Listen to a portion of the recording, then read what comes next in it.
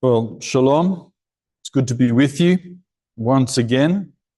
And as warning, this time I do not have my phone, which I would normally have as a timer that would limit these sermons to about 25 minutes. Unfortunately, the phone is the camera now, so let's see how long this goes. Well, brothers and sisters, let's pray. Father in heaven, may the words of my mouth and may the meditations of all of our hearts, may they be acceptable to you, our Lord, our rock, and our most assured Redeemer. Amen. Well, before we proceed to the gospel, I thought that the readings this week, many of the readings actually touched on the theme of wisdom. And we have a Second Temple text, the Wisdom of Solomon, which is not a normal reading that you would find in the lectionary cycles or in many Protestant churches, actually.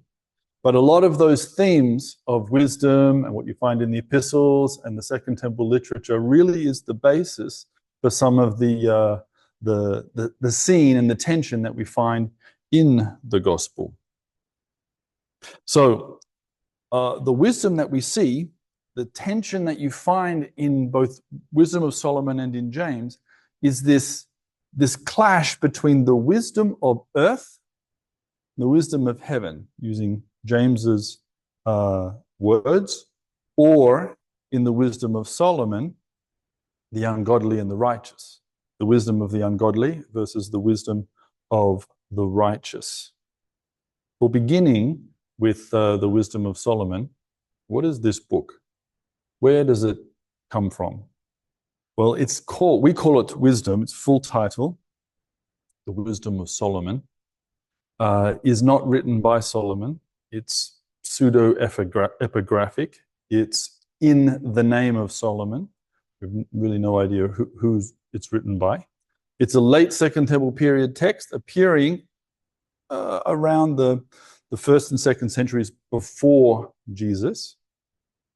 And it's containing a lot of the theology that you would find in the Jewish world that's been living under first Greek occupation, then a brief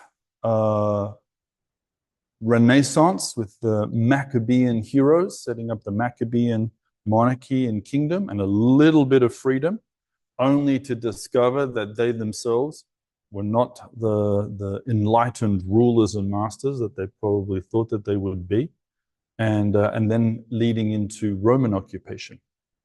And how do you behave? How do you wrestle with a lot of the theology that you might find in the Bible?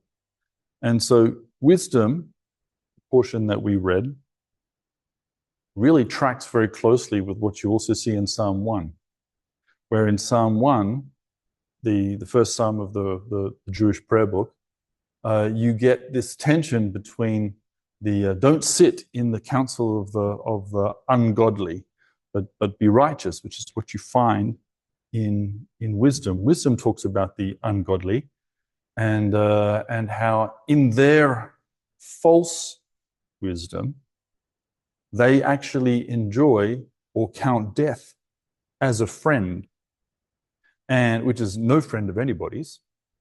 And instead, they look at the righteous and find them as antagonists. They don't like believers. They don't like people who actually think that there's a God.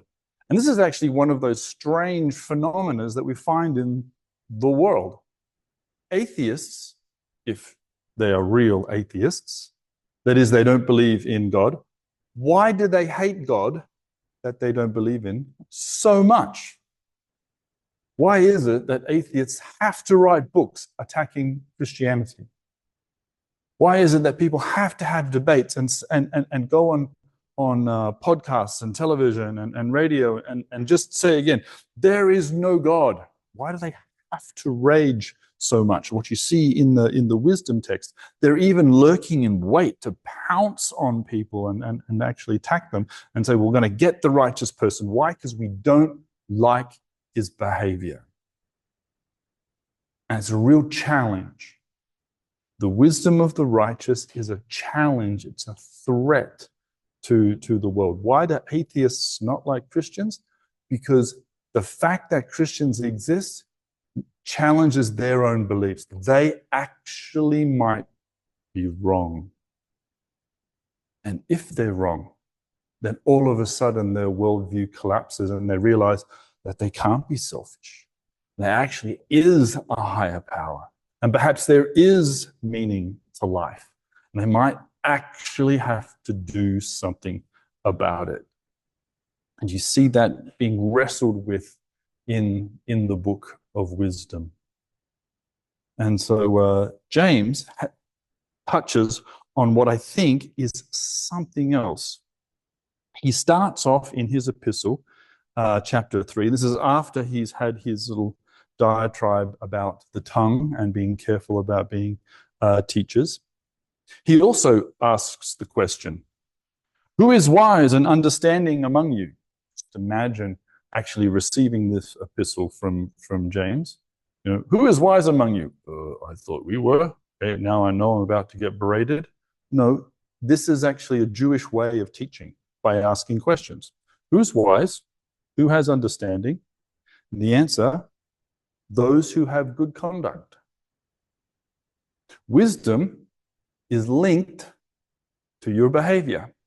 Wisdom, like faith, is something that you can see.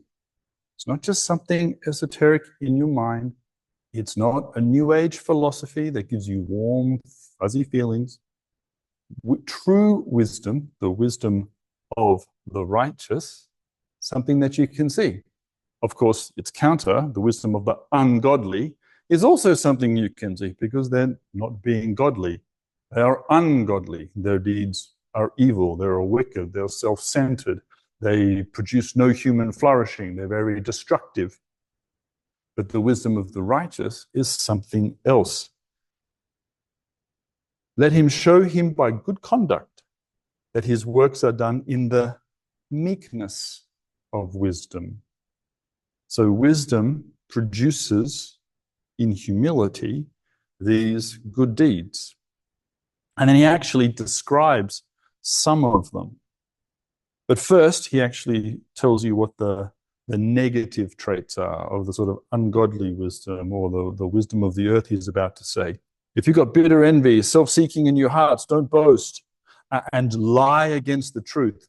There's a lot of lies going on in this world, and there are not enough heroes standing up for the truth.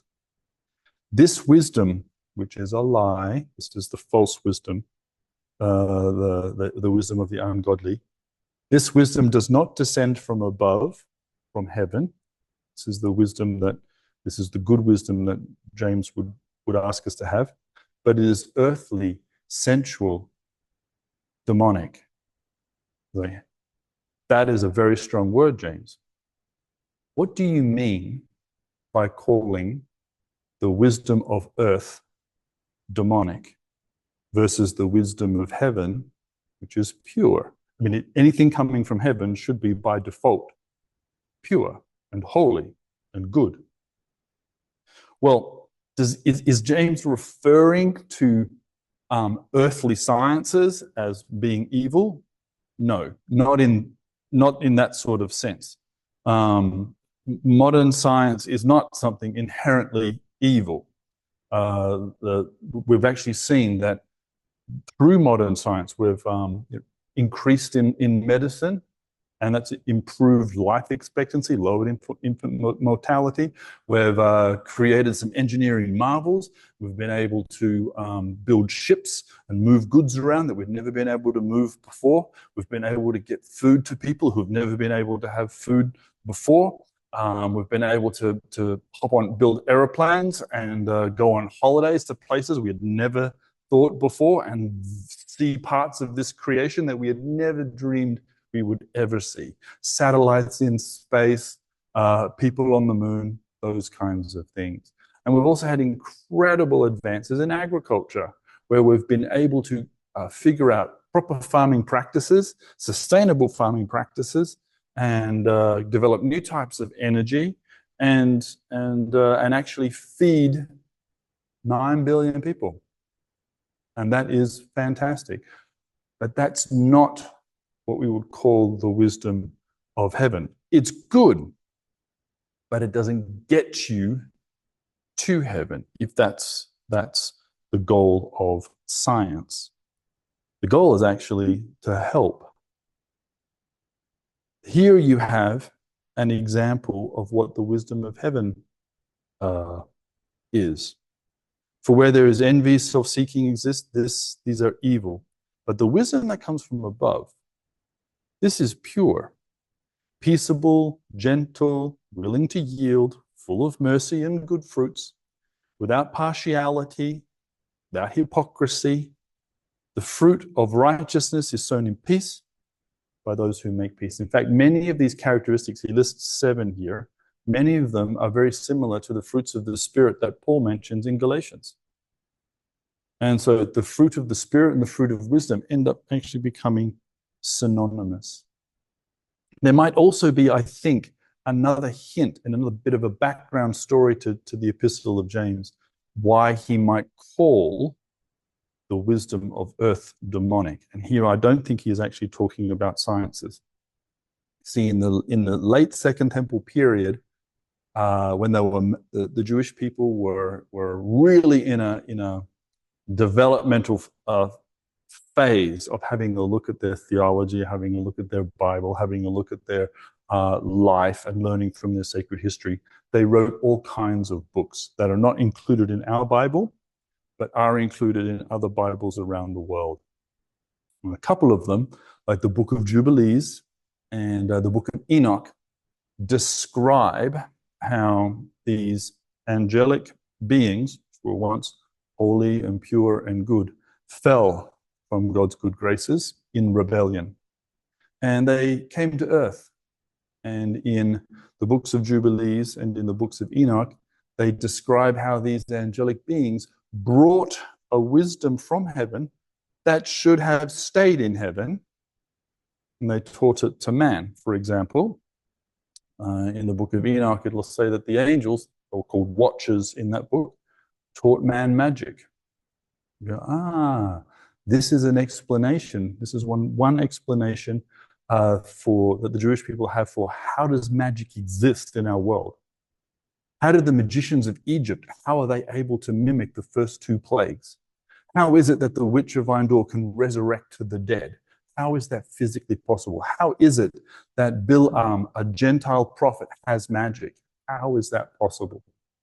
And so they say that wisdom came from heaven to be taught to man by these fallen angels, and it shouldn't have been. And hence, fallen angels being demons, then there is this hint that there is this demonic wisdom on the planet, but it doesn't do anything good. There's no such thing as white magic. That sort of power never leads to anything good. James is like, stay away from that. Its fruit is always jealousy, envy, pride, wrath. It leads nowhere. The wisdom of heaven is the opposite. You find that there's patience and peace and joy. And so in James, there's this tension for he's trying to explain to his people, there is wisdom in the world, but the wisdom you want is the wisdom of heaven. And then keeping that all as a background, as a basis, that there is this community, the Jewish people have been wrestling with the scriptures, they've been wrestling with the world, they're trying to make sense of governments, occupation, of wisdom that comes from the Greek world and elements of magic, and the spirit world with the wisdom that they're seeing that comes from heaven in the Torah, through the prophets, through Moses, and now through Jesus. And so we take that, we go into Mark chapter 9 in verse 30. This is coming straight off the heels of last week's sermon, that is from Caesarea Philippi, where Jesus has deliberately taken his disciples to the north, one of the most northern reaches of modern day Israel, but also ancient day Israel as well, into the Golan Heights, into the territory that had been ruled by Herod Philip, and to Caesarea Philippi, where he gets that the famous proclamation, "Who do you say that I am? You're the Messiah, the Son of the living God." And in an area that was a hotbed of paganism, you had the temples to Pan, the god of nature and the earth. You had the temples to Nemesis and to Nymph, gods of vengeance and sexuality and immorality, and the Caesar, the god of where humans thought that they were gods and divine beings. And these were all the temples of the world. And Yeshua, Jesus, had said, "On this rock, I'm going to build my temple. My kingdom is going to rule all other kingdoms. You can't stop my kingdom. The gates of hell can't stop my kingdom." And this is a really powerful moment. It's a majestic moment. It's almost like the crown of the Gospels, as now Jesus sets his face towards Jerusalem in the final showdown, where he is actually going to beat death. And it's at this moment of majesty and power. He turns around, he departs from Caesarea Philippi. The disciples are probably really enthusiastic at this stage. They're on a high. And Jesus starts heading towards Jerusalem. It's going to take him a while. And so they depart. It says in verse 30, then they depart from there and they pass through the Galilee. That's completely the direction. Go down from the Golan into the Galilee area. The lands will be Naphtali, Zebulun, Issachar, the ancient territorial tribes of that region. But he did not want anyone to know it. So instead of what is usually the style of Jesus, that is, he wanders around the Galilee and he attracts crowds, and he teaches, and he heals, and he casts out demons, and he does miracles. He uses those teachable moments for people and for his disciples. Instead, what he does now is he actually concentrates on his disciples. Not talking to the crowds anymore. The Galilee ministry is done. Now I'm going to talk to you.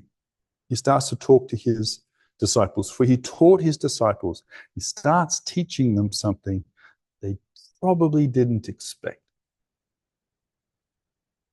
The Son of Man is being betrayed into the hands of men, and they will kill him. And after he's killed, he will rise the third day. So Jesus teaches openly about what's going to happen. And despite the fact that it's incredibly clear, I mean, we are reading this 2,000 years after the event. We are reading this through the lenses of the resurrection. Very hard to take those lenses off. But if you can, for a brief moment, the disciples have had a majestic moment with God, with Jesus. He's just told them, my kingdom is triumphant. My kingdom on this rock will beat all other kingdoms. Gates of hell will not win. And all of a sudden he's turning around saying, but the Son of Man is going to die. How? That's probably why it says they don't understand this saying. Don't get it. Because when you look at the term, the Son of Man, the Ben Adam, or the Bar Enosh, if you're speaking in Aramaic, then the phrase occurs in Daniel chapter 7. And in Daniel chapter 7, as we've said before many times, Daniel, the Son of Man's a powerful character. He's eschatological. He's the victor. He enters the courtroom scene in heaven before the Ancient of Days. And the Ancient of Days, God himself, gives this Son of Man a crown, a kingdom. He has dominion. All the nations worship him. Nowhere in Daniel 7 do we find him dying. So they're struggling with that. They're like, hang on a second. We've just come from a powerful event. Why now are you changing the tune? No, I don't get it. And so they're really grappling with this. And so then along the way, we discover that they're still thinking, wow, we're on our way to Jerusalem. Okay, we're going to Jerusalem. Now we're about to kick out the Romans. We're going to get there. Jesus is going to like give them a shove, right up the whatever, and off back to Rome. Okay, that's where we're going to set. Then we will set up the new Hashemite kingdom, the new messianic kingdom, and we'll be chiefs. Where his followers will be like rulers in the new world. And so they're discussing who will be the greatest. Now, that's actually a silly thing to discuss, isn't it? Because who should obviously be the greatest? Well, it should be Jesus. And then now that Jesus is the greatest, you can only be second greatest. But he should be deciding, right? Well, they're having a little discussion amongst themselves, but they don't talk to Jesus about it. How come? Don't know. How does Jesus is not involved in this discussion? Not sure. The gospel isn't clear. What it does say is that amongst themselves, they've been having this disagreement. So they come to Capernaum, Capernaum, the village of Nahum, not named after the prophet. And this is his home base. This is where Peter's mother-in-law is. We never hear of his wife in the story, only his mother-in-law, as his base of operation, right on the shore of the Galilee, fishing village. Has a really great synagogue that was donated by a centurion. Okay, so there were the Romans who are actually the occupying force. Some of them had actually become attracted to the monotheistic faith of the people they occupied. Now, isn't that interesting? So sometimes we often have negative views of occupation. We think all occupation is evil. It's absolutely terrible. Nothing good can come of it. Some people got saved because of it. So when in 440s, there was the invasion by the Goths, the Hun tribes, attacked and sacked Rome. And terrible event, horrible, everybody died. But then they stayed, and then they all became Christians. Would they have become Christians had they not have done that? Oh, interesting thought, isn't it? Here's a question that you might not want to answer, but it is one to ponder. If you knew that someone would come in and murder you, but because they did that, they'll become believers in Jesus and spend eternity with you, would you do it? And if the answer is yes, then all of a sudden you have a completely different worldview about what's going on in the world, don't you? Because sometimes you think this is evil and this is horrible and nothing makes sense and God's totally out of control. Actually, he might be in more control than we can possibly imagine. And that might be a good thing. So they get to Capernaum, they're inside a house.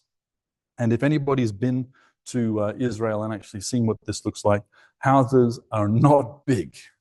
Okay, a four-roomed house. It's two rooms down the bottom and one and two rooms up top, and then the roof. By the time you get Jesus, the original family, and 12 disciples, there's not much more room. Okay, you're probably looking maximum 20 to 30 people are inside this building, and it is packed. So he asks them, and what were you disputing amongst yourselves? And they don't say. That's actually a bad thing. It really does highlight some guilt here. They know they're actually wrong. They might not know why they're wrong, but they know they're wrong. And so they're rather ashamed to talk. But he knows. And he begins to teach them something. If anyone desires to be first, be last, and a servant of all. What we sometimes, or what the disciples missed, and sometimes also what the church and the world has missed after 2,000 years, is you can be powerful but that shouldn't stop you from serving. In fact, because you're powerful, you should serve.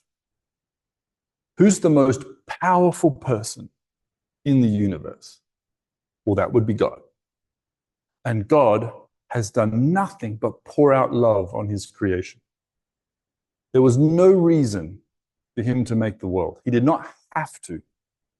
By making the world, there was a supreme act of selfless love. I'm going to share my personal space with something I make. And I will give it free will. And I will love it.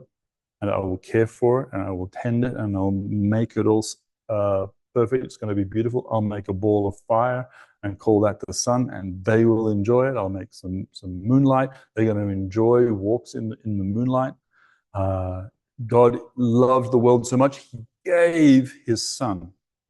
And his son, so powerful, my kingdom is going to rule all the world and beat all the other kingdoms, got down and washed his disciples' feet, showing again, serve. You want to be my follower. If you want to be as smart as the living God, you want to have the wisdom of heaven, serve. This is how you use power. Real power is in the hands of the humble and the meek and the servants. And it's those people who have gone out and changed the world. Tyrants have tried all kinds of things to manipulate the planet and world history, and they've all passed. Every single one. And no one learns. You know, there's that expression that if you don't remember history, you will repeat it. And they do. And time and again, the strong think that they're in control. They just soon discover that they're not. That's happening in our world again. So be assured, be encouraged that those that think that they are powerful are not, and those that are powerful should be serving. And he brings in a child and says, you're adults. You've had the power of the Spirit. You've cast out demons. You have challenged all kinds of people. You have healed. And but right now, these ones you serve. Serve these. Bless the weak. Take care of the little ones. This is true wisdom. This is the wisdom that comes from heaven. And so the lectionary has put together an interesting series of readings for us, where it acknowledges that the ungodly, for some reason, really hate the godly. And that goes in line with Jesus when he says, by following me, they'll persecute you. They'll persecute you because they persecute me first. It's going to happen. They lie in wait for us. They hate the good deeds that we do. Why? Because it shows what they're doing. They hate it that they're being shown up for what they really are: self-centered, nihilistic, hedonistic. You know, all of those words, and some more that end with istic. And then there's also that spiritual component to this, that side of the demonic, where they're also giving humans wisdom that they shouldn't be having it. And people seem to love darkness instead of light. And then when people look to, well, what's the wisdom from God? What's he got? The wisdom that he brings is the wisdom that truly brings true human flourishing, where you can use your sciences to make the world a better place, where you can use your wealth to build a better world, where you can use your love and your patience and your gifts to actually enable human flourishing in all the ways that it's actually meant to be, where you can actually have loving families that don't get torn apart in the crazy relationships that we've got right now and the exploitation that we have of children. Instead, everyone is nurtured, protected, loved, cared, and allowed to flourish. And that's done by very powerful people who are using their power for very, very good things. Because the power that's inside is the power of God himself. The Spirit that resides on all flesh, poured out on the day of Pentecost, as promised by the prophet Joel, that we would have dreams and visions and miracles, not for power's sake, but for the sake of the ability to serve. Can we do that? That's the challenge and the invitation of Jesus as he is teaching his disciples and therefore us. Can you be powerful and on the most powerful side? You're on the side of heaven. That's the powerful side. But can you use that power to serve? Will you use that power to serve? Will you find Jesus in the child? Will you find the light in the darkness? Will you allow your light to chase away every moment of darkness and bring hope to a nation that so sorely needs it? And I think the answer is yes, because we're going to do this together. And as Jesus said up at Caesarea Philippi, my kingdom will rule. Nothing can stop me. My kingdom will dominate all other kingdoms. And he proved that when he rose from the dead. And that is very good news. Shalom.